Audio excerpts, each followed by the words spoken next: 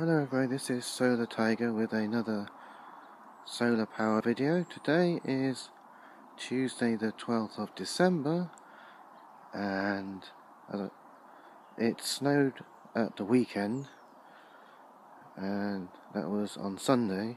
Today is Tuesday and last night we had a very big freeze, the snow from Sunday.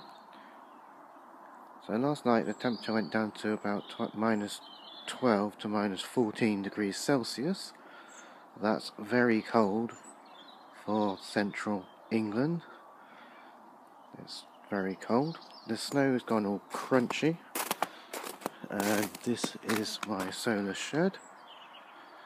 You can see, if I walk up to it, I will show you that the snow on the roof is a good, say, 3 inches thick.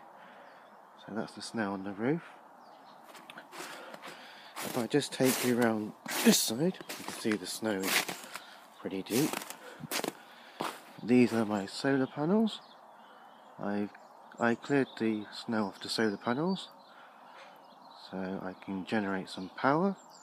So the panel at the bottom is the 50 watts for the shed, and the top three are 100 watts each, so that's 300 watts for my bedroom.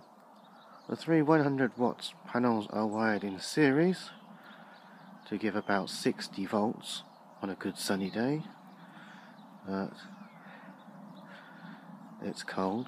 The solar panels work best when it's cold, and because of all the snow about, it reflects the light around, so that's how that works. At the moment, the three 100 watt panels are bringing about 17 watts at mid 50s volts.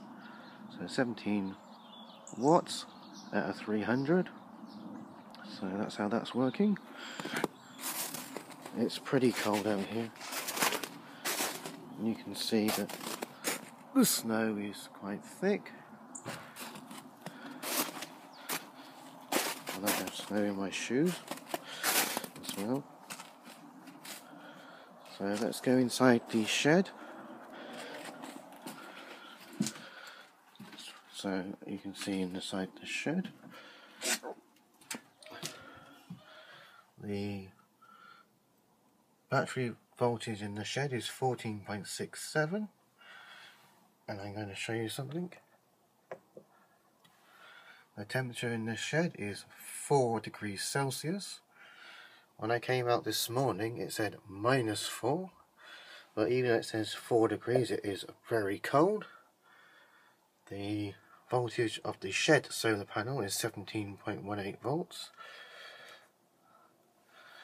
If you look at the watt meter, you can see that the shed is bringing in 3.6 watts. That's 200 milliamps at 17.27 volts. Now I haven't been using the solar out here for a while, especially at the moment. It is very cold in here. So these are some bean seeds that were from my bean harvest. I just saved some of the seeds when I ripped out the old plants that were at the bottom of the garden.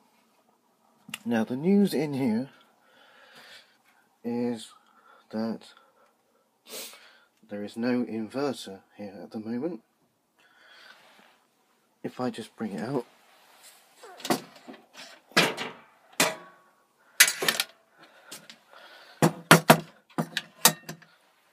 this was the inverter that I was using. Actually, let me just turn it over. That's the Sterling Marine Power 350 watt pure sine wave inverter. Now I was using that to run my strimmer. I had the outlet plugged into the inverter, and the inverter was wired to the batteries. Now I used the inverter a couple of times during the summer, and then one time I went to use it, it just blew the fuse all the time. I went to turn it on and it just blew the fuse. It had a 35 amp fuse and just blew it every time I turned it on and tried to run the strimmer. So I'm thinking that this inverter was not really adequate for what I needed. So I spent a long time looking at inverters on eBay for something that was affordable, and it had to be pure sine wave. But I have now found a new inverter. It's a Nikkei, but it's a pure sine wave inverter. So Nikkei 600 watt pure sine wave inverter. Now, if I bought a new one from Maplins, they're about £180, and I didn't want to spend £180 on an inverter to put in the shed. I wanted something fairly cheap. So I kept my eye out on eBay, and I managed to find one for £56. So a Nikkei 600 watt 12 volt inverter for £56. That's a lot better than £180 for a new one. So I think the problem with this inverter was that I was running it too near its maximum and it just gave up. It also had a strange quirk that when I plugged the strimmer into it, and every time I went to go and cut the grass, so I'd press the switch on the strimmer, and it would start at a slow speed for maybe 5 seconds before it switched to the full voltage. So that was a bit odd. I know inverters have a soft start feature, but that seemed a bit weird. So you'd pull the trigger, the strimmer would start at a slow speed for a couple of seconds and then rev up to full speed. So I think there was something up with the inverter when I bought it. And also it didn't have the earth pin in the plug connected to anything. There was no earth connection on the inverter.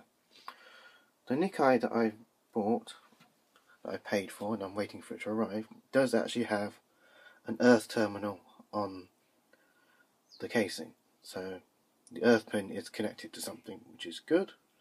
So it's rated for 600 watts continuous, and the highest thing I'm going to run with this inverter, well, with the one inverter that's coming, is the 300 watt strimmer. So that's only working at 50% of its maximum load.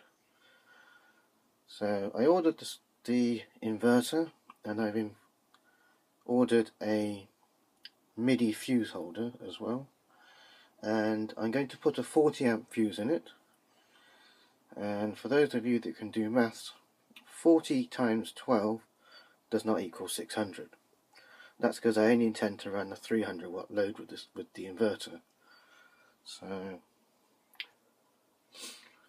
and also that I only have one 100 amp hour battery. So if I got some more batteries, then I could change the fuse and I could use the full rating of the inverter. But that's what's going on. The inverter should arrive in the next week or so, and maybe after Christmas, when the weather warms up, I will be wiring up the inverter. But at the moment it is bitterly cold. Now the charge controller says it's 4 degrees Celsius, but I'm pretty sure it's actually less than that. So this is the solar shed, and AGM batteries are also good in cold temperatures. They don't have any liquid in them to freeze, so they will survive freezing temperatures better than flooded lead acid batteries. With flooded lead acid batteries, if you leave them discharged, that means the electrolyte is mostly water, and in freezing temperatures your battery will freeze and the casing may crack, and then when it thaws out it will leak everywhere. So another good reason for choosing AGM batteries. They, especially if you put them outdoors or in outside buildings where the temperature can reach freezing point, then AGM batteries are better suited to that. Obviously, if you try to use them in freezing temperatures, then all batteries have a much decreased capacity when they are cold. But I'm not using the battery at the moment, and the solar panel and charge controller is just keeping the battery topped up. Obviously, when we come to the summer, when I'm going to use it, there'll be more sunshine and there'll be more power available. But at the moment, I'm not using any power. So, in cold conditions, batteries have much lower capacity. So, that's why I keep my main batteries in the house as well, to keep them warm. So this is Solar Tiger with another video from the solar shed on a very cold day here in central England. I'd like to say thank you for you watching, and I'll see you next time. Thank you.